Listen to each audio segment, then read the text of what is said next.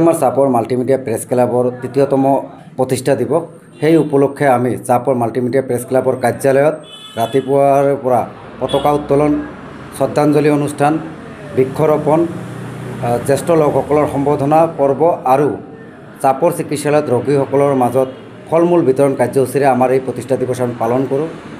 আমাৰ এই প্ৰেছ ক্লাবৰ লগত দুগৰাকীকৈ সদস্য ইতিমধ্যে ইহলীলা সম্বৰণ কৰিছে। তেওঁলোকৰ আত্মা চিৰশান্তি কামনাৰ্থে আমি 1 মিনিট মৌনতা অৱলম্বন কৰি তেওঁলোকৰ প্ৰতিচ্ছবিত আমি মাল্যাৰ্পণ অৰ্পণ কৰোঁ। লগতে শেহতীয়াকৈ অসমৰ এক গণশিল্পীৰ নামে পৰিচিত আমাৰ সকলোৰে শ্ৰদ্ধা ৰাজীৱ শদিয়া মৃত্যুবৰণ কৰে। তেখেতৰ প্ৰতিচ্ছবিত আমি মাল্যাৰ্পণ অৰ্পণ কৰি শ্ৰদ্ধাঞ্জলি জ্ঞাপন কৰোঁ আৰু সন্ধিয়া আমাৰ বন্তি প্ৰজ্বলনেৰে আমাৰ আজি এই কাৰ্যসূচী সামৰণি পৰিব।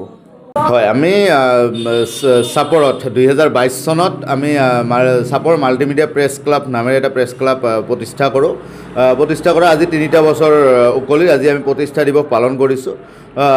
অনাগত যি 3টা বছৰত আমি ৰাইজৰ হকে কাম কৰিবলৈ চেষ্টা কৰি আছোঁ আৰু আগন্তুক দিনতো কৰি যাম। যদি অনাগত দিনত আমাৰ কিবা কাম কৰোঁতে কিবা ভুল ত্ৰুটি দেখা পায় তেতিয়াহ'লে আমাক আঙুলিয়াই দিলে আমি নথৈ আনন্দিত হ'ম আৰু অনাগত দিনত আমি ৰাইজৰ হকে কাম কৰি যোৱাৰ প্ৰয়াস কৰিম।